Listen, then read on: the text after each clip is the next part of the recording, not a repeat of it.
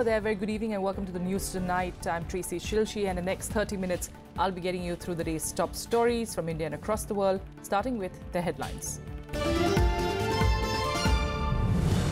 Opposition protests against the government for not inviting Rajya Sabha chairman and deputy chairman for the inauguration of the new Annexi complex of Parliament. Rajya Sabha Secretariat writes to Lok Sabha on the impropriety.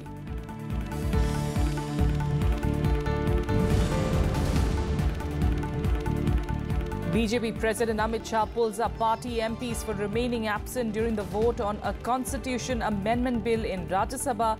Party likely to seek explanation for the absence of the lawmakers during the proceedings.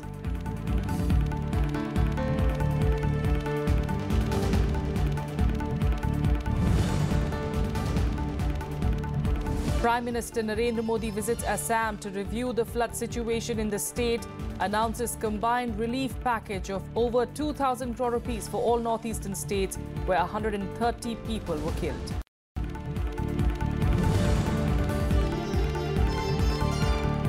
And major victory for security forces in Kashmir Valley. Top Lashkartoibas terrorist Abu Dujana is killed along with an accomplice in the Pulwama district of South Kashmir.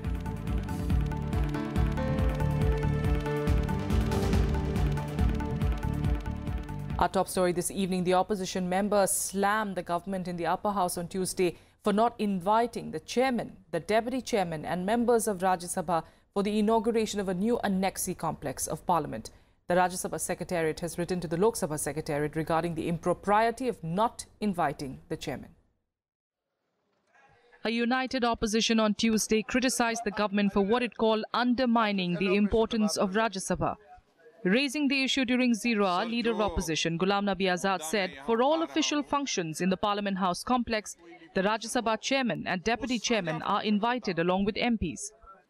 2009 में parliament की जो annexe है जो इसका हिस्सा है, बहुत सारे ऑफिसेज हैं, हमारी मीटिंगें होती हैं, कॉन्फ्रेंसेस होती हैं वहां, उसका एक्सपेंशन का प्रोग्राम हुआ और foundation stone honourable chairman Rajya Sabha जो वाइस प्रेसिडेंट ऑफ इंडिया भी हैं और ऑनरेबल स्पीकर साहिबा लोकसभा की उन्होंने फाउंडेशन स्टोन डाला। जाहिर है वो एक ऑफिशियल फंक्शन था पार्लियामेंट का, लेकिन कल जब उस बिल्डिंग का इनॉग्रेशन होना था तो उसमें प्रधानमंत्री जी आए, देश के प्रधानमंत्री हैं, कोई आपत्ति नहीं है, उद्घाटन करें, कोई आपत्ति नहीं है, लेकिन स्पीकर और डिप्टी स्पीकर उसमें हूं और चेयरमैन और डिप्टी चेयरमैन न हो, तो ये सवाल चेयरमैन और डिप्टी चेयरमैन का नहीं है, ये पूरे इस राज्यसभा की गरिमा का सवाल है। Cutting across party lines, members raised objections on the issue. There has not been a document found till date. Till if that is not found, I'm saying I still have a week left in this house. I request you to produce the document here. If you don't have such a document, then what is happening is illegal. What is happening is illegal. You are bypassing this August House. This is the Council of States. It cannot be insulted further. The political complexion of today, that insults are coming through various ways, that's a different matter. But institutionally, that insult to this house cannot be tolerated. पहले भी सदन में इस बात को उठाया था कि राज्यसभा की संविधान ने संरचना पहले करी, लोकसभा की बात करी। आर्टिकल 110 में जो फाइनेंस मैटर में था, स्पीकर को ज़्यादा पावर दी गई, लेकिन चेयरमैन जो कि वाइस प्रेसिडेंट होता, प्रोटोकॉल स्पीकर से ऊपर है, तो हमारे चेयरमैन को प्रोटोकॉल के हिसाब से अगर ऊंचे दिया गया है स्थान, तो इस राज्यसभा का भी स्थान ऊंचा होना चाहिए। राज्यसभा में आने का एमपी इग्नोर किया गया। If there is a monitoring committee, it consists only the Lok Sabha MPs and the Rajya Sabha MPs are not included. The convention is, if 2 or 3 more MPs come in the same jurisdiction, the senior most MP will chair the meeting. That is a different subject. No, same. Rajya Sabha MPs are totally different subject. Rajya Sabha MPs are totally different subject. It seems that whatever development takes place, now let me find up. Leader of the House, Arun Jaitley, clarified that the Parliament House complex is managed through committees since 1952. Construction की activity है, उसका काम जो है वो Lok Sabha secretariat देखता है. ये कोई हमारे सरकार के 3 साल में आने पे ये व्यवस्था नहीं बनी है. ये 1952 से बनी हुई है, जब आज़ाद साहब पार्लियामेंट्री अफेयर मिनिस्टर भी कई बार रहे हैं. उन्होंने भी इसी व्यवस्था के तहत ही जो है वो अपनी सरकार को चलाया है. Deputy Chairman P.J. Kurian also contended that the Chairman of the Rajya Sabha should have been invited. No, Honorable Leader of the House, the position is, from the day one, the practice is that it is being managed by Lok Sabha and there is formal committee. But what I said is, in the records, there is no document showing that this kind of a decision was taken at some point of time. That has been inquired to, even by the Rajya Sabha Secretariat. Number two is a question of yesterday's function. Yes, for yesterday's function, I think Honorable Chairman should also have been invited. That is what I also feel. Prime Minister Narendra Modi on Monday inaugurated the Parliament House Annexi Extension building that has committee rooms, an auditorium, a banquet hall and chambers for chairpersons of standing committees. Kriti Mishra's report for Rajya Sabha TV. The Right of Children to Free and Compulsory Education Amendment Bill 2017 was passed by the Upper House today. While the bill received support from all parties, several members came up with suggestions. Replying to the discussion on the Right of Children to Free and Compulsory Education Amendment Bill 2017, HRD Minister Prakash Javadekar assured the House that while the bill aims to further train teachers, the government will also ensure better performance of government schools. We have completed now, completely codified the learning outcomes. इस साल सभी स्कूलों में अभी शिक्षकों को handbook दिया गया है और हैंडबुक के आधार पर उनको प्रशिक्षित भी किया जा रहा है. विद दिस स्वयं रजिस्ट्रेशन 15 अगस्त से 15 सितंबर तक सभी 11 लाख टीचर्स को हम पहुंच रहे हैं. सबके लगभग सबके हमारे पास मोबाइल भी है, ईमेल भी है, सबको इंडिविजुअली हम पहुंच रहे हैं कि आपको रजिस्टर करना है. Members cutting across party lines supported the bill, also giving several suggestions on the issue. बहुत ही सीमित उद्देश्य के साथ पेश किया गया है. इसकी भावना भी अच्छी है, उससे नाइत्तफाकी रखने का कोई प्रश्न ही नहीं है और जो उद्देश्य है इस बिल का उसकी आज आवश्यकता भी है. 6 years, the implementation of RT Act, only 9.5% schools have been made RT compliant across the country. It has been established that millions of children are still out of school. Ideation, implementation, where we have all failed. We have collectively failed. STEPP. S, the schools have a role to play. T, the teachers have a role to play. E, the educationists or the maliks of the schools have a role to play. And P is a double P. Parliament has a role to play and parents have a role to play. We all support it, but the government should take due care of the areas such as midday meal, infrastructure issues, etc. Why can't we make basic and elementary education compulsory for everyone, barring age lines, sir? Why can't everyone be educated properly so that we have a proper nation, a proper strong nation which can think very strongly and very firmly? Of that Article 21A, that the Right to Education Act became a reality in 2010. 8 years of preparation. To say that this act was prepared in a hurry, passed in a hurry, I think is complete rewriting of history, and you're not taking credit for your own Prime Minister's achievement. The bill, which aims to give 2 years to teachers to get the necessary training, has already been cleared by the Lok Sabha. Vishal Daya's report for Rajya Sabha TV. The government's move to raise the price of cooking gas by 4 rupees every month till next March drew flack from the opposition members in the upper house on Tuesday. The opposition accused the government of churning out revenue by burdening the poor. The government, however, clarified that the decision to raise the prices every month was taken by the erstwhile UPA government. Conducted by this government and Stepping up pressure on the government, opposition parties demanded the rollback of the decision to raise the price of cooking gas by 4 rupees every month. Raising the issue in the upper house during 0 hour, Derek O'Brien of the TMC alleged that the government was not fulfilling its social commitment to provide cooking gas at subsidized rates. The oil prices internationally have come down from $111 to $48. So my question to this government, sir, when they make these promises, why don't they fulfill these promises? Leader of opposition in the House Ghulam Nabi Azad and leaders across the political spectrum also slammed the government over the issue. दामों पर आपको crude oil और gas मिलता है और उसके बाद इतने टैक्सेस लगाते हैं गरीब की कमर Okay, now crores of people have voluntarily given up their buying of gas cylinders and the subsidy, and that has been transferred to the poor. And now you are charging 4 rupees per month every month, and that will go and you are burdening the poor. Petroleum के पदार्थों में दुनिया में इतना कम हो गया, यहाँ बढ़ता जा रहा है। सब्सिडी आप पूरी 2 साल में खत्म कर देंगे गरीबों की। बाहर अनाउंस किया, ये बिल्कुल ही गलत परंपरा है। इतना बड़ा बोझ जनता पर डालने के बाद बाहर डालेंगे आप, ये तेल के ऊपर सरकार चलाएंगे क्या आप? However, Petroleum Minister Dharmendra Pradhan stressed that the move stemmed from a June 2010 decision under the previous UPA government to raise prices every month in small quantum to completely eliminate subsidies. Congress की निर्णय उन दिनों में UPA सरकार की निर्णय हमारे सामने है। उसी निर्णय में उन्होंने 35 रुपया एक मुफ्त में उठाए थे, बढ़ाए थे। जब नरेंद्र मोदी जी की सरकार बनी, देश में 14 करोड़ एलपीजी ग्राहक थे, जो आज बढ़कर 21 करोड़ हुए हैं। But opposition members continued their tirade against the government and moved into the well of the house. The protests forced 2 brief adjournments and disrupted 0 hour.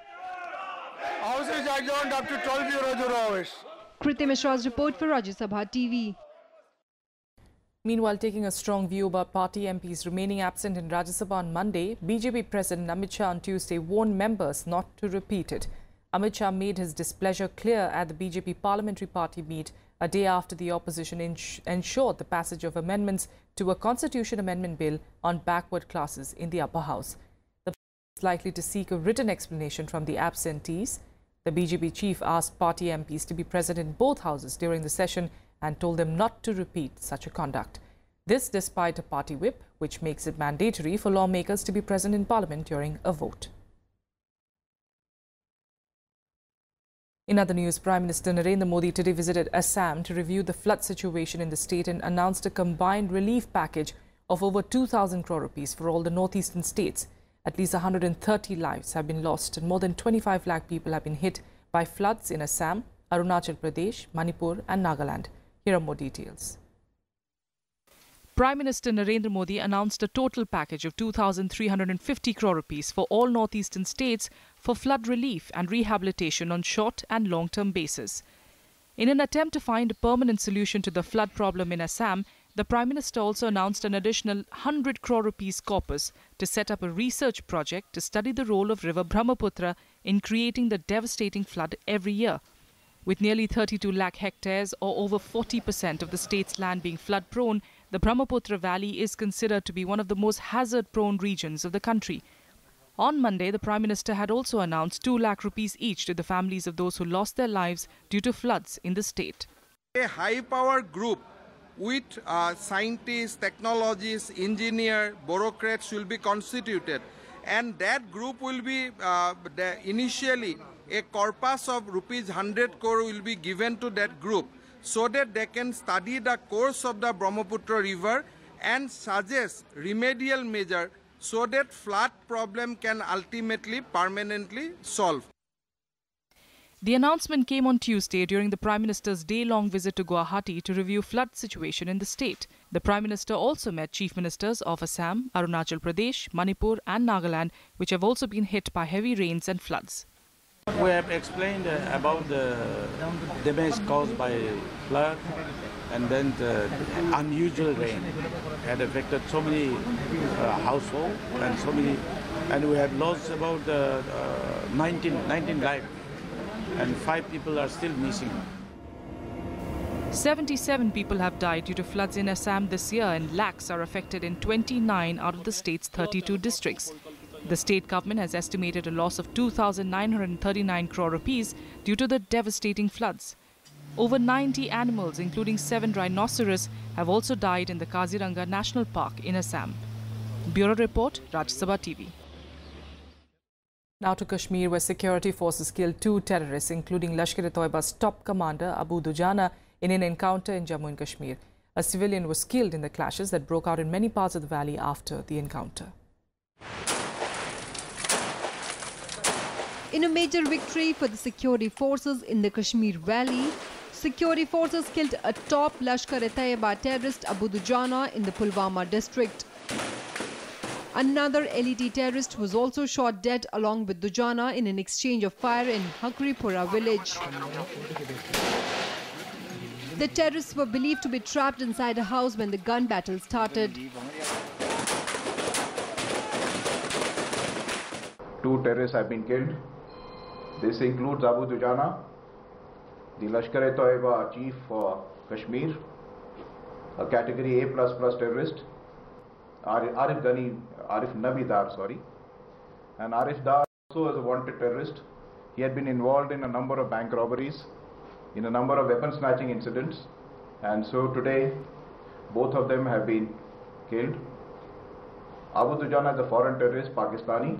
आतंकवाद वहाँ का समाप्त करना है तो आतंकियों को समाप्त करना पड़ेगा। पाकिस्तान से आतंकी ना आए, वो अगर यहाँ आते हैं तो उन्हें गोली मिलेगी। यही कार्रवाई सरकार कर रही है, पुलिस कर रही है, फोर्सेस कर रही है, सेना कर रही है। हमें किसी भी हालत में कश्मीर में शांति देनी है। Dujana was listed among the most wanted terrorists in Jammu and Kashmir. He was wanted in over 3 dozen attacks on security forces and civilians. Shortly after the encounter, clashes erupted in many parts of the valley. 1 person was killed and several injured as security forces opened fire on stone-pelting protesters near the encounter site in Pulwama. The people on the behest of these militants, maybe coercion or threatening, they tend to come in between the operating parties and the militants, and that's how they get injured or killed. Today also it happened in the same manner, and we lost a civilian's life. Regrettable, but it could have been avoided if... All schools, colleges and universities were closed across Kashmir in the wake of the protests. The authorities also suspended mobile internet services across the valley as a precautionary measure. Bureau Report, Rajya Sabha Television. The government submitted the opening note and paperwork related to industrialist Vijay Mallya's extradition to his legal team within the UK court's deadline. Investigating agencies are seeking the former chief of the erstwhile Kingfisher Airlines for allegedly defaulting on bank loans amounting to nearly 9,000 crore rupees. At the last hearing in the case on the 6th of July, the Westminster Magistrates Court in London gave the Indian team time till the 31st of July to provide Mallya's defence team with a detailed opening note on the case. The next hearing in the case will be held on the 14th of September. If the Chief Magistrate rules in favour of extradition at the end of the trial, the UK Home Secretary will order Mallya's extradition within 2 months. However, the case can go through a series of appeals before arriving at a conclusion. With that, a look at what else made news across the country in Nationwide. Niti Aayog Vice Chairman Arvind Panagaria today resigned as Vice Chairman Niti Aayog nearly 2.5 years after he assumed office in the body. Panagaria will return in September as faculty to Columbia University, from where he had taken leave to take up his current job. The Indian-American economist and professor of Indian political economy at Columbia University had joined as the first Vice Chairman of Niti Aayog, which replaced the Planning Commission in January 2015.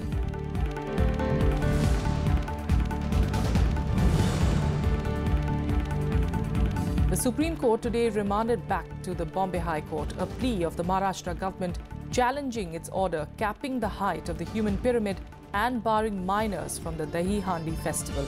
The state government told the Apex Court that it had put several security measures in place and therefore the age cap should be relaxed.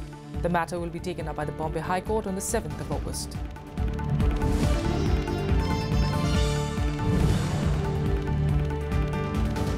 The CBI court in Mumbai discharged former IPS officer from Gujarat DG Vanzara and Rajasthan cadre IPS officer MN Dinesh in the case of alleged fake encounters of Shorabuddin Sheikh and Tulsiram Prajapati. Reacting to the court's order, Vanzara said that justice had finally been done.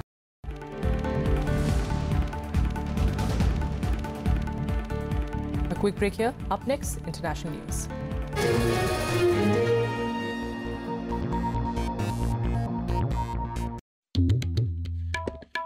The story we thought we knew.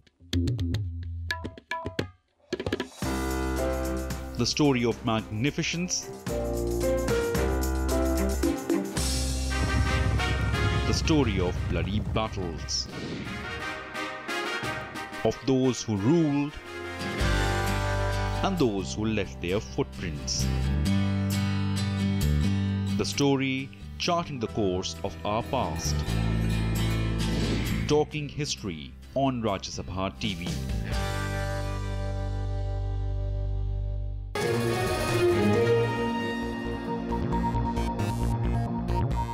Welcome back. Let's get international news, starting with China that has said that it will never compromise on its sovereignty and security.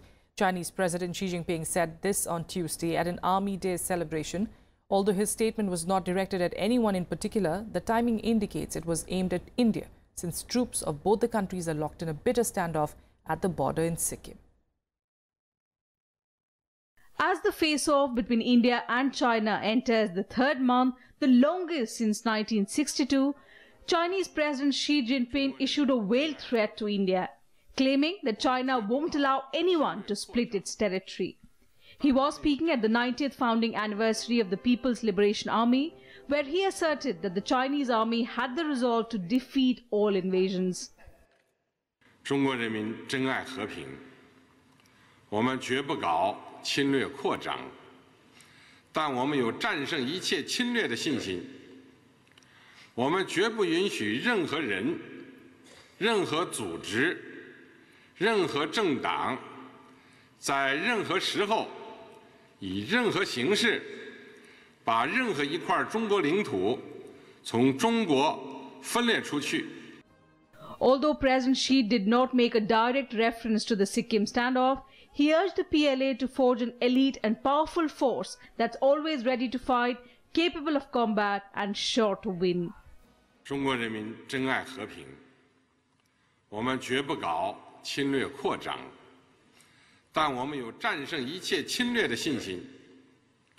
我们绝不允许任何人、任何组织、任何政党，在任何时候，以任何形式，把任何一块中国领土从中国分裂出去。 The Chinese president's remarks come barely a week after National Security Advisor Ajit Doval held talks with the Chinese leadership on the border standoff. Both countries, however, have not said anything about the outcome of the high-level talks. Bureau Report, Rajya Sabha TV. With the newly formed Constituent Assembly in Venezuela due to start functioning within the week, President Maduro seems to have begun a crackdown on opposition leaders. Two opposition leaders, both already under house arrest, were detained in a dramatic fashion late last night. And even as the protests continue, Maduro laughed off the latest set of sanctions against him announced by the US. Two of Venezuela's leading opposition figures were taken from their homes in the middle of the night by state security agents early on Tuesday. The wife of opposition leader Leopoldo Lopez posted what appeared to be a video of him being taken from their home after midnight.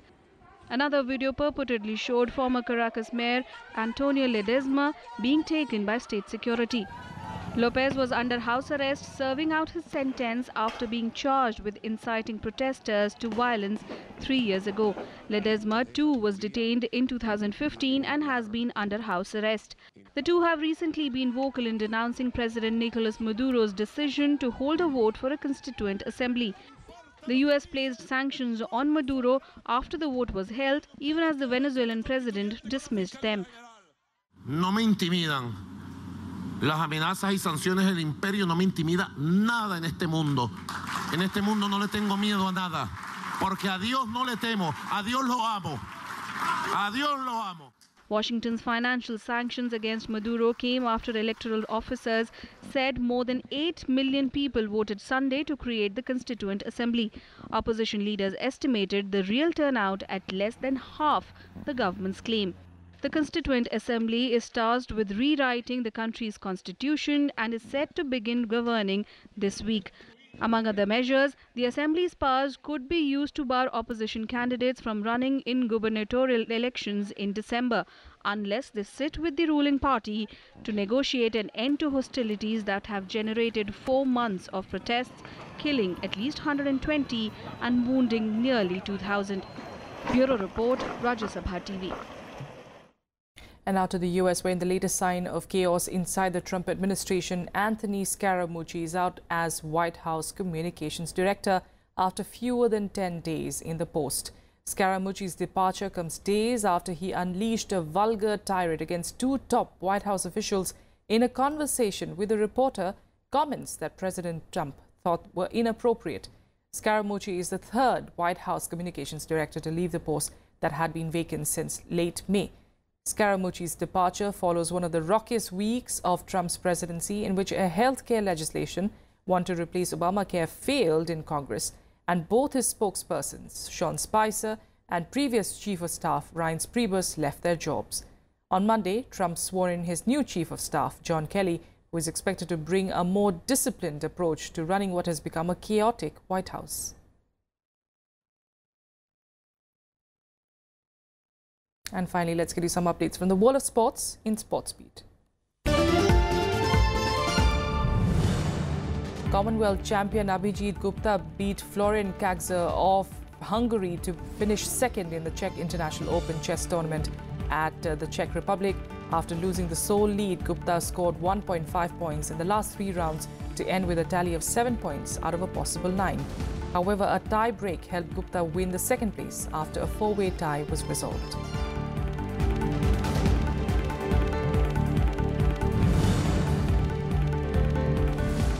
In football, a double strike from substitute Pyari Shasha helped the Indian women's team beat Malaysia 2-0 in an international friendly match in Kuala Lumpur. After a barren first half, Pyari scored in the 79th and the 86th minutes of the match. India attacked from the wings as well as down the middle to put an unrelenting pressure on the Malaysian defence.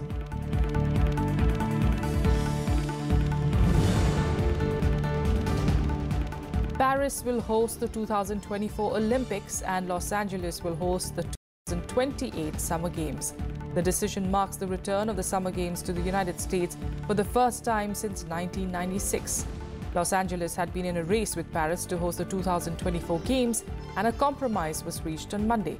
Both games will be officially awarded at the 130th IOC session in Peru on the 13th of September.